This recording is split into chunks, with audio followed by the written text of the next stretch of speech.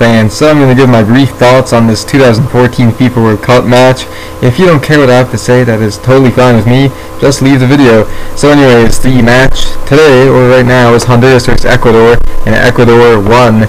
I can't even remember what I said in my preview last night because I've made so many damn previews. I think I might have said Ecuador, so if I did, then I'll pat myself on the back. But hell of a match, great way to close out Friday, June 20th, 2014. We still got like 3 weeks of the World Cup, so we ain't seen nothing yet. But yeah, Ecuador really got it done. They were tied 1-1 for a while, then they got 2-1 for Ecuador and eventually won. So fantastic. I don't know who the man of the match was. I haven't looked at that yet, and it's kind of just a sponsorship thing anyways. The Budweiser man of the match, so I don't know if it's that important. But yeah,